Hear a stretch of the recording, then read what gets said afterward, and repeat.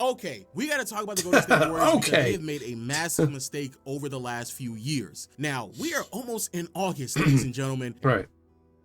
So my thoughts on the Warriors and the Lakers. They are not in title contention. But Luka is my MVP favorite for next season. He's in shape. He looks good. I can't see any other reason to believe he's not going to have an MVP-like season. Now, he'll have stats like an MVP. But can he win the MVP? Probably not. Their team's not built to get above 50 wins. And if they somehow manage to, I'd be shocked and blown away. Now, Nuggets, I'm predicting 58 wins. OKC, probably 60. And Houston Rockets, most likely 58 as well. Those will be the top four in the conference. So, I mean, the East is weak and the West is loaded. Like, the West is just loaded. But the situation with the Warriors, they don't have a reliable center. They have no center. Same thing with the Lakers, even though they went out and they signed somebody, I believe, just recently, or performed a trade, and they got somebody. But they lack a thing. Personally, I believe the Warriors would have knocked out the Timberwolves had Steph not gotten that injury. It really did look that way. Because it's when Steph starts cooking, it's hard to slow him down. It really is. But I believe if Steph had suffered that injury he got in his leg, it was a hamstring injury, he would have they would have cooked the Thunder. They would have cooked the Timberwolves. No doubt about that. And now that the Nuggets finally have some depth at their bench, Timberwolves are not going to give them as many problems as they did before. And the Golden State Warriors have not made a single move yet in the offseason, which is very damning when you have a franchise that reside in a very competitive conference, so competitive that despite the fact that many of these teams are already better than the Warriors last year, some of the top teams in the Western Conference continue to add to the talent on their roster to make themselves. I mean, the Houston Rockets are the hottest team right now. Like, they got Kevin Durant, a vet, and they got tons of young talent. And their team is just built to win. So they're definitely going in for a championship. And then you got OKC coming off their championship run. And then you've got the Nuggets, who took OKC to Game 7 with a depleted bench and no depth. Now they have depth and a bench, and they're not depleted. So I'm wondering what that's going to look like. Even better, furthering the gap from the Warriors to some of the top contending teams. Also, this is a franchise that's trying to maximize the last year or two of Curry's prime, because beyond this 2-year window, it's not even certain if Curry is going to be on the team anymore or even in the league, because he could retire. But what's probably even more problematic is that this is a franchise that doesn't really have a true idea. I personally believe Curry will probably retire after this year. I think it's at that point where he might.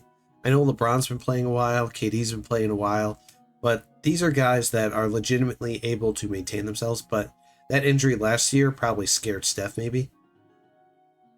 It's hard to tell. He might continue to play. I think he's 36 going on 37. But yeah, it's a young man's league right now. The vets that are left are Paul George, Kyrie Irving, Kevin Durant, Steph Curry, LeBron James. Like, these are the oldies that are still left, and it's getting pretty close for them to just close the door and leave it to the next young guys, which is everyone in their 30s and under. That would be like Nikola Jokic, Joel Embiid. You've got... Oh, wow. It's late. My brain's not functioning fully. How can I be doing that? Luka Doncic, Giannis. Thank you, brain. Good lord. Giannis, Luka, Shea. I mean, it's a young man's league now. All the players 30 and under. And 30 is considered your peak prime. And guess what? We've arrived at that window with Jokic. It's where your prime, your body, and your mind all catch up with each other.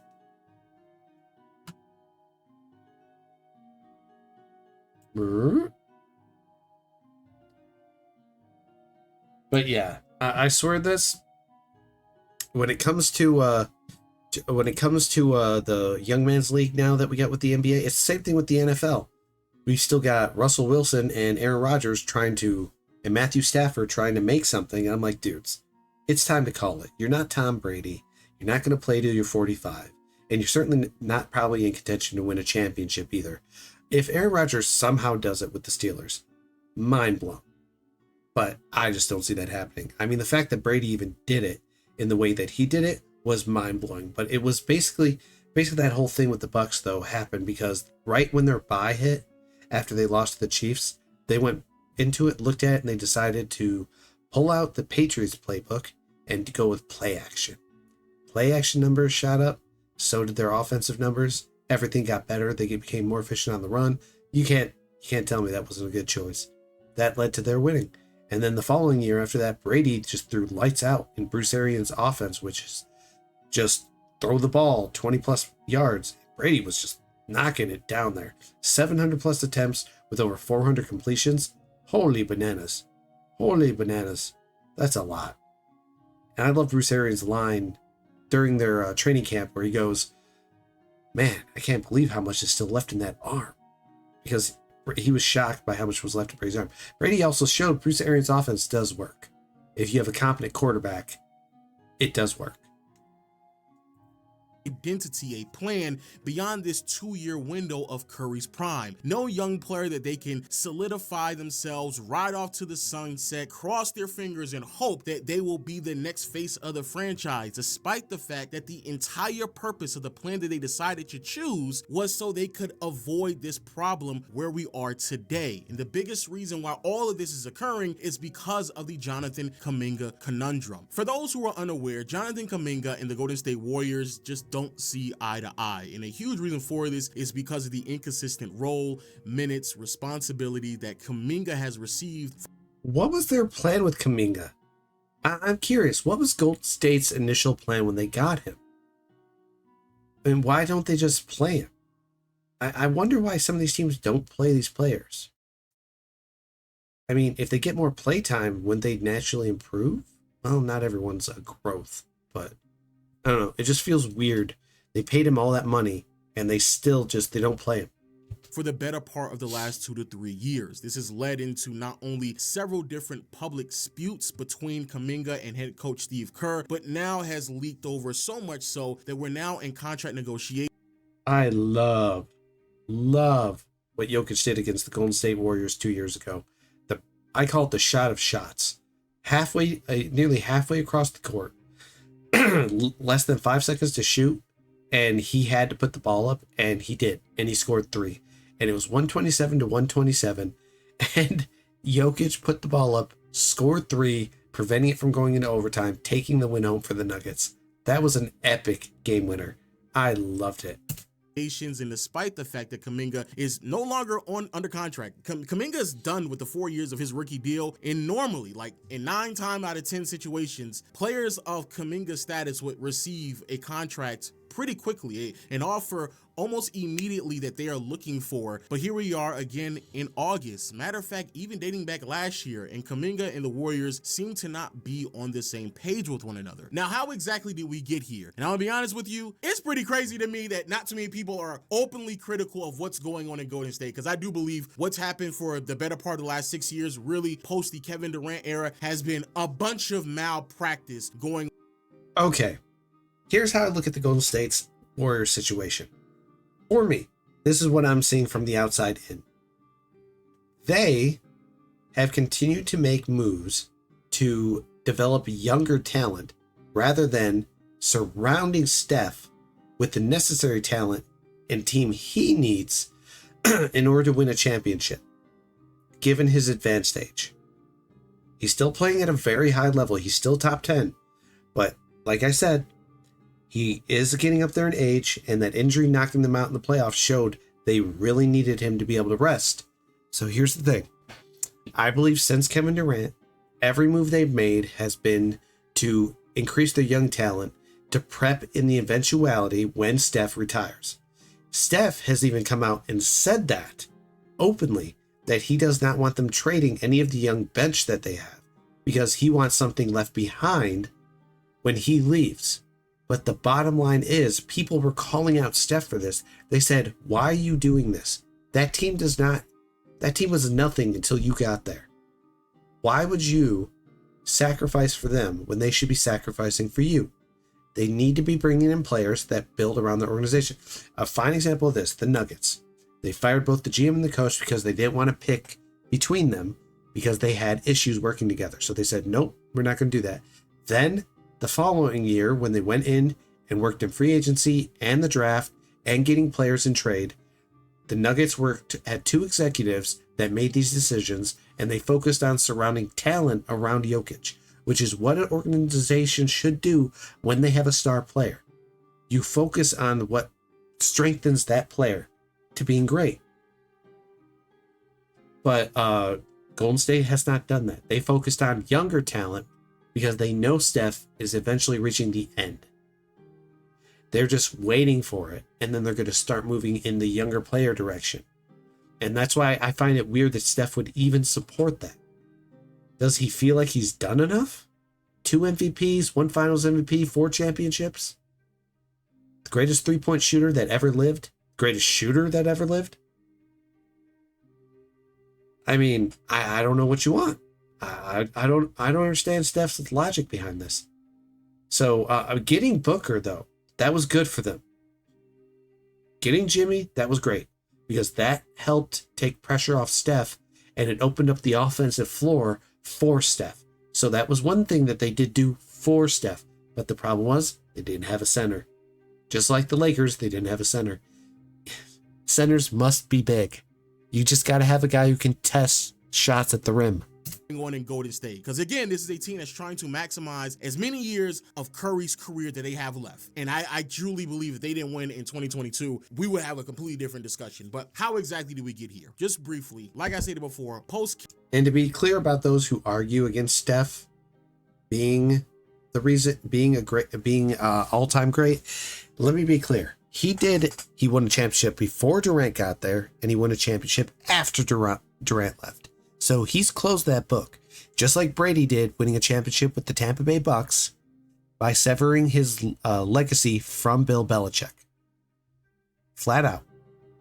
That's how I look at that situation between Steph, Durant, and Bill Belichick and Tom Brady. It's a very similar lines crossed. KD, the Warriors had a couple of years where it was certainly a mulligan, some years where they kind of punted off and received as many assets as possible. This included Andrew Wiggins, who at the time was viewed as a negative asset, but an asset nevertheless. Then you have a draft pick that came along with that, as well as tanking for another top draft pick and a couple of other late first and second round picks that turned out to actually be really quality players such as Moses Moody and Jordan Poole. However, the concept and the belief was very, very simple. The Warriors believed that they already had a core of Curry, Clay, and Dre, now with Wiggins, of a bunch of veterans that can give you immediate impact to win a championship. And instead of adding to the veteran talent pool that you already had on the roster to kind of help you out in the immediate runs, what the front office decided to do is use the draft capital, select young players, and build them up for the distant future in hopes that once the Curry, Dre, and Clay era concluded, that they would actually have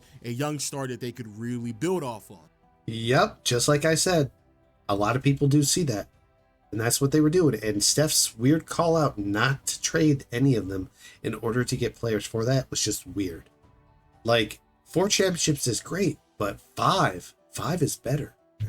Unfortunately, though, here we are in 2025, and none of that has really worked out whatsoever. James Wiseman, who was their top pick, turned out to be one of the biggest busts this side of Kwame Brown. Jordan Poole, albeit not a front office problem, did get a lot of the value punched out of him once Draymond Green and him got into an altercation. This translated into Poole getting traded to the Wizards. In return, the Warriors received Chris Paul. Ugh, instead of flipping Chris Paul's contract into a bona fide quality rotational piece, even to a degree of an all-NBA caliber player, they effectively just allowed him to walk in free agency. So there's that. Then you have Moses Moody and B-Pods, who are 2 quality rotational players, sound off the bench, but never really giving you enough production to solidify them as starters. And finally, the last piece that they're holding on is to Jonathan Kuminga. Now, Kuminga, throughout the first 4 years of his career, he's had a lot of ups and downs, and you can certainly argue that his lows are probably much more attributed to the system that Coast. being played out in Golden State. This is not me knocking the system. The system has rewarded them with a lot of success. So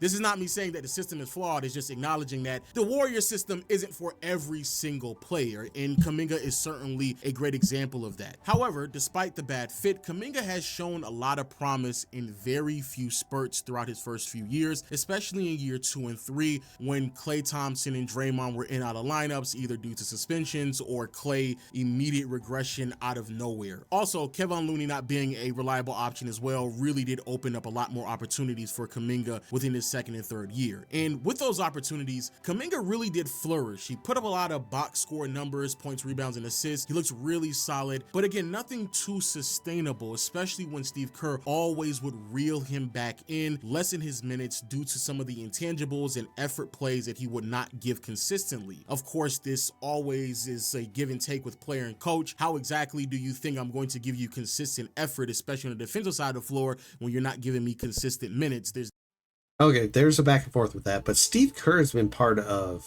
7 championships. He was part of the Bulls, I think, for 2 or 3, and he was also he's part of Golden State as a coach, so he got 4 of those. So like he's had a great transition from player to coach. That's a good success story right there. There's nothing really there that you're giving me. But if you are the Warriors, you have built a very long resume of playing off ball, playing hard defensively, and playing within the system that benefits Curry on and off ball. So you kind of got to get with it or get on the bench. It's one or the other. And unfortunately, this has really resulted in Kuminga staying on the bench probably longer than he should have. Now, there also were other concerns when it came to Kuminga and his role and responsibility on the team, so much so where his role effectively was no longer going to be on the team. Throughout this 2-year window, Kuminga's name has been thrown in several trade rumors that consist of Paul George, Kevin Durant, and some of Lauri Markkanen. It's kind of hard between B-Pods and Kuminga who exactly was given up for. Now, the Golden State Warriors are going to let Draymond and Klay retire with them, and they'll probably retire their jerseys. And I'm shocked last year that Draymond didn't. I mean, he got Defensive Player of the Year votes, but I thought he had a real shot at winning Defensive Player of the Year. Even Victor Wembanyama did, but then he got injured. But still, Draymond, man, he had a real shot at it. For Lauri Markkanen theoretically, but regardless, 2 defensive players is better than 1. Also been thrown in several trade rumors implying that the Warriors are trying to move on without him, but unfortunately have failed to pull the trigger or just have not been able to seal the deal with an opposing team. Regardless, Kuminga still stays on the roster while his name is being thrown in trade rumors, and also his minutes are going up and down throughout the entire time. And be very mindful while all of this is happening, there's a lot of things that are just falling apart at the feet of the front office for the Warriors as they effectively kind of do nothing. Again, Jordan Poole and the relationship with Draymond soured so much where they had to just move off of him. James Wiseman was immediately viewed as a bust and they moved off of him. A bunch of players were offered to the Warriors in some rumors, but they never pulled the trigger. And even when they tried to, again, things kind of fell apart. And eventually the Warriors became so desperate to give a running mate to Curry that not only did they decided to move off of Klay Thompson so they can free up some more capital, but eventually pulled the trigger on trading Andrew Wiggins to go after Jimmy Butler, who is plus 35 years old and certainly isn't the same player he was before, but so desperate the Warriors were that they had to give him a contract extension that gave him over $55 million. But you can say this, but Jimmy Butler was a good addition, though. He did help open the floor and spacing to take all that offensive pressure off of Steph. So you can't say it didn't work, because it did. Getting Jimmy Butler got them into the playoffs for the next 2 seasons. This financial commitment was so steep that here we are again, nearly in August, and the Warriors basically only have like 7 to 9 players on their roster, and they're already clear over $170 million committed to this team. Again, it's basically just Curry, Jimmy, Draymond, Moody, Buddy Hield, B-Pods, TJD, Quentin. Boy, that bench looks very, very depleted. Depleted bench. Post, and again, it's already amounting to over $170 million.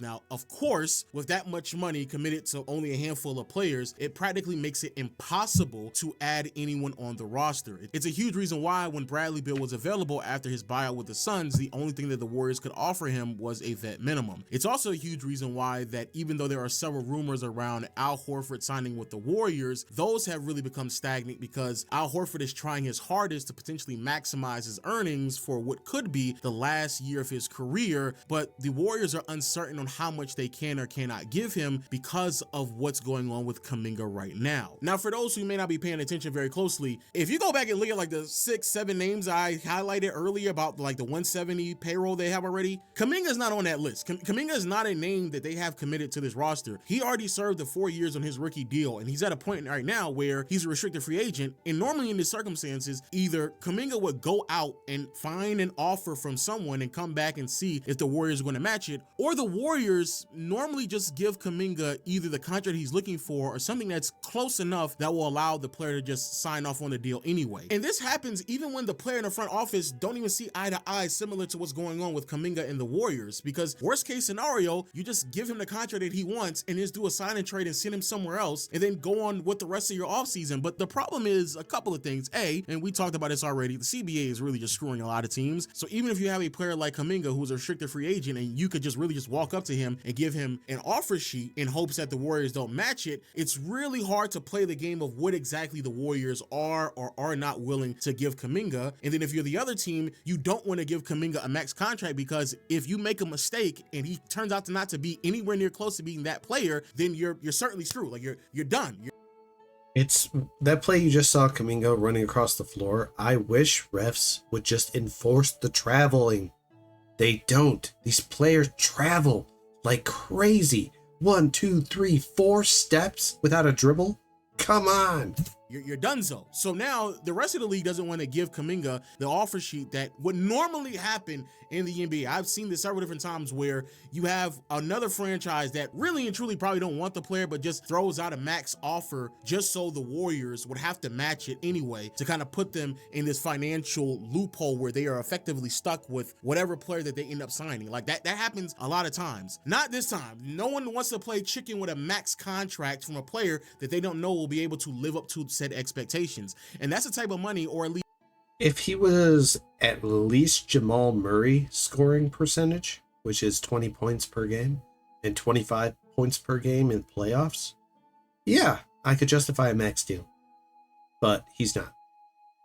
around the type of money that Kuminga is looking for due to the type of deal that Jalen Johnson got from the Atlanta Hawks. So Kuminga is looking at the landscape, seeing and believing that he can fulfill the same role and is the same talent that someone like a Jalen Johnson is. And so that's how he's gauging his skill and his ability. But unfortunately for the Warriors, they know that if they give him that type of deal, they are effectively hard capped, and not just hard capped, they are hard capped at the second apron. It would make practically no sense whatsoever for the Warriors, with this incomplete of a roster, not having any more flexibility for the foreseeable future, especially because beyond these next 2 years, you have no idea what's going to happen on this roster anyway. You don't know what's going to happen with Curry, Jimmy, or Draymond. All three of them are only under deals for 2 more years. And beyond that, it's literally just Moses Moody and Buddy Hield. They're giving themselves as much cap flexibility as possible for when the inevitable happens that they need to blow things up, that they don't have a bad contract under their cap, that they have to eventually figure out what they have to do with it. And for me, what's even more frustrating is knowing that all of this could have been avoided, but the Warriors time in and time out again put themselves in a very bad situation. This is an organization that decided to draft talent instead of trading it in hopes that it will turn out to be a player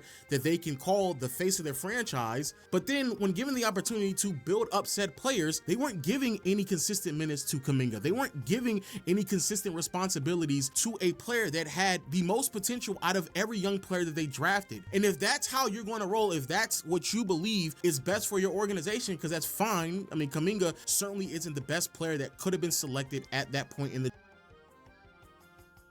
A lot of it comes down to coaching and what the system's doing for that player. The expectation that every player must fit every system will never happen. It's as bad as the situation Mac Jones got stuck in it with New England, where he had a Pro Bowl level season when they had Josh McDaniels calling the offense. Then Josh McDaniels leaves, and then Bill Belichick is calling the plays, and it turned into a nightmare. I mean, dude, there's a limit to what any player can do and adapt to. It's up to the coach to find what works for that player best, not to be hamstringing them and preventing them from growing in your already established system. And if it's not working out, should have already moved off him, but they weren't doing that because Steph said, don't trade any of the young players, keep them there. Steph. The draft, you still had Franz Wagner that was available and a couple of other names as well. So understandably so, you made a mistake, but instead of righting the wrong, the Warriors decided to continue to ride out on this ship that is Kuminga, but still not give him the opportunity to up his trade value. So you affected. I think the Warriors failed Kuminga. That's my opinion. I believe they failed him because they didn't give him the ability to just be the player he could have been, because Kerr's been restricting his minutes so much because they're focused on trying to win championships, but they have a young core that they're not developing. But your team is not in a position to develop young talent. It's in a position that you're trying to win a championship. So maybe move some of that young talent to places where they can grow, and then get yourselves some veteran talent that can help you win now. That's usually what a franchise does for their star player.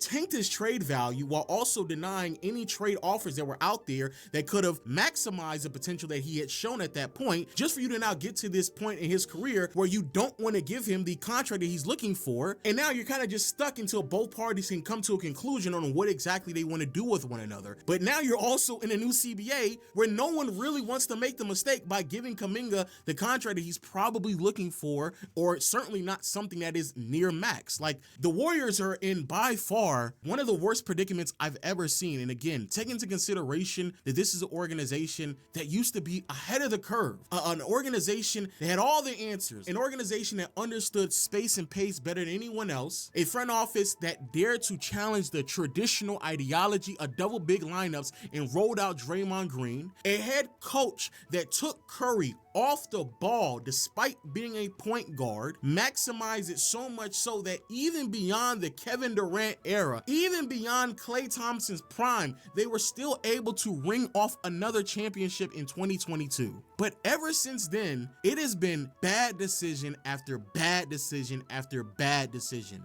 Next year, not the year coming up, not 25-26, 26-27, the Warriors already have $177 million committed. And that team is only comprised of Curry, Jimmy, Draymond, Moses Moody, Buddy Hield, B Pods, and TJD. 7 players in the 26-27 season makes up $177 million.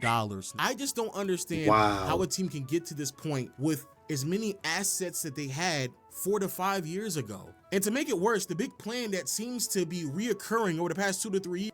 I mean, if they were like OKC, who saved all their draft capital, they're loaded with draft capital. Oh boy. And that's what makes sports go round. NBA, NFL, draft capital is your currency. It's what gets you a team. It gets you wins, gets you the players that you want. And I will make this clear. In the NFL, there's one rule that applies. When they want a player, when a team wants a specific player, they will move heaven and earth to get them. No price is too small. When they know that's the player they want, everyone will be looking at them like, whoa, they gave up all of that for that player. It's like they wanted that player. You can mock them all day for what they did, but they wanted that player. Like we said with Nico, if he had just traded Luka to for a proper amount, they would have had a lot of draft capital and got a crap ton of draft picks. No question they would have gotten it. Years is this promise that the Warriors are going to other teams would have definitely looked into getting Luka. Giannis Antetokounmpo. Giannis is the big plan. Anyway, the Warriors aren't rushing to move off Kuminga unless it's for full value. They want to keep their assets in case the market for Giannis Antetokounmpo heats up. Okay. The Giannis situation where right now he's in a situation where his team he's on doesn't have the ability to build around him. They've tried everything, and every single player that they keep getting is either injured or has a career-ending injury that makes it impossible for them to come back within the same season. And Giannis has been the primary just supporting pole of that team, running them through with the Bucks. So, I mean, it's sad, but Giannis has, for the last 3 years, has been top 3 in MVP voting. So it's been him, Jokic, or Shea, or him, Jokic, and Embiid, or him, Jokic, and Luka. Like every year, Giannis is in the talk. The only reason he's not winning another MVP is because his team is garbage. They can't get above a 50-win season without struggling, and they're in the East. So the East is the least, apparently. And the East is wide open. If they could do anything for Giannis, that's why everyone was saying Giannis should just get traded. And he doesn't want to be traded, but he just should, because his team could regain a lot of assets back. He could go somewhere where he'd be great. There was a lot of talk about Giannis going to the Spurs with Victor Wembanyama. That would have been great because they could have taken Giannis off center, made him a power forward, and with Victor at center, those two would have been dynamite for the Spurs, because the only two teams I know that could legitimately get Giannis and had draft capital were the Lakers, the OKC, and the Spurs. Both have draft capital. They can make a trade. Be very mindful. What are you trading for? Like, are you gonna get off of both Jimmy and Draymond to go get Giannis? Like, how does that even occur when you don't have any young players in the process of doing so? How is that even going to occur when Giannis is actively recruiting more players to play with him in Milwaukee and Miles Turner? How is? Yeah. Oh, they got Miles Turner? Oh, okay. Okay, so maybe things are looking up for the Bucks, because the East is open. It literally is. So, wow. Okay. I didn't know Giannis had gotten out and got Miles. All right. Take that back. The Bucks are doing something. All right. Giannis he's a great player. There's no question about that. I would love to see him play in the West. That would be great. See him go up against Jokic. See him go up against Luka. See him go against Kevin Durant on a day-to-day basis. Man, that'd be great. How is that even going to occur when you don't even have Kuminga, the piece that you were trying to move in the first place? For someone like Giannis, you don't even have him committed to a contract yet. You don't even know what the long-term idea of Kuminga is on this team or not on this team, and what you can receive in return for him. Even when he showed a lot of potential, when Draymond was out, when Klay Thompson was regulated to the bench alongside Kevin Looney, he showed potential. Kuminga has like stretches where he's giving you 18 to 20 points, really good consistent shooting, giving you a little bit more scoring. Like, why would you not then continue to build on that, even if it came at the detriment of what you're trying to do on a year-to-year basis? Because you know at some point, it's because the front office and the coach aren't on the same page. The Nuggets had the same problem. Their GM wanted to draft young players and build them up, while their coach wanted veteran players that he could put his trust in. This is the same thing with Steve Kerr and probably their current GM with the Warriors. They're probably stuck in a thing where they're like, we're developing the young talent. It's like, no, I want veteran players, and they're not seeing eye to eye. Nuggets ownership, which mind you, they're a sports club. The team that the family that owns the Nuggets also owns the Los Angeles Rams. They're part of they own 4 teams, one in soccer, one in hockey, one in football, and one in basketball. And within 10 years of owning all those teams, each one has won a championship. So they know what they're doing. When they realized the GM and the coach were not working out, they just said, we're not going to pick and choose. We're just going to let you both go. We're going to put an interim coach in. We're going to work with Jokic, and we're going to focus on our star, which is what they did. A GM's job should be to maximize the elite star that you have, your MVP, every single year. Anything and everything you can do. And I know the Bucks have done that for Giannis. They've tried, but every time they get a player, gets injured. And don't get me wrong, Giannis is a physical specimen out there, man. 2-time MVP, Finals MVP, champion, Defensive Player of the Year. He's been first team all defense. That man is legit. Two-way all the way. He is going to be the key. It wasn't going to be Wiseman. Poole got punched off the team. B-Pod certainly isn't it. Kuminga. And true, Giannis could play center for the Warriors, so he is a worthwhile get. But I don't think the Warriors have the draft capital to get a Giannis. Giannis is still in his prime. I mean, he's just entering his prime. Both him and Jokic are turning 30. And they're literally at that peak point when they've got the best years ahead of them for the next 30, from 30 to 33 is their prime years. That's when your mind, body, and your skill are all caught up with each other. You know the game. You know its in and outs. This is the best time to win championships. Is the key. And yet you've sat there and wasted by far your best asset while also completely swinging and missing on all the other ones. Personally speaking, I'm very intrigued by this storyline because in any normal situation in previous CBAs, Kuminga would still be under contract. They would have given him an offer right now, more than likely close to what he wanted, and eventually just traded him down the line. But they're in this weird situation where they have to be very careful with the type of contract that they give Kuminga, because if he gets too high of a number, obviously he's not going to be traded because no one in the league really wants him. But then it also forces you to lose even more flexibility to a team that's already near the second tax apron right now with only like 9 players on the books. But then if you decide to just let him go in free agency or just give him an offer sheet, you then turn him into an unrestricted free agent, and effectively he could just walk in free agency, and that is certainly going to happen after how you've treated him for the better part of the last 2 to 3 years with the inconsistent role, responsibility, starting lineup positioning. Like, everything has been up and down for Kuminga.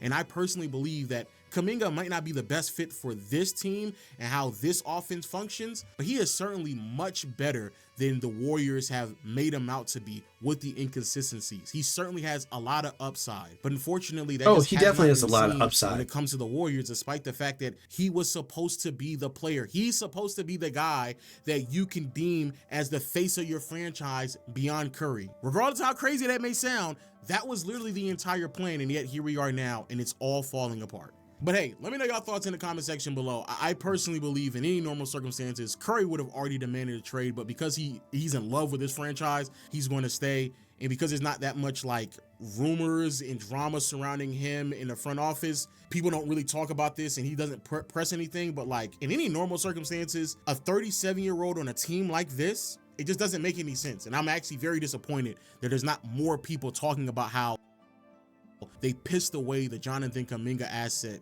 and then decided to just wait to where we are right now and having a standoff with Kuminga and not being able to do anything outside of offer a vet minimum to Bradley Beal and Al Horford in the last year of his career. Like, bro, what are we doing right now?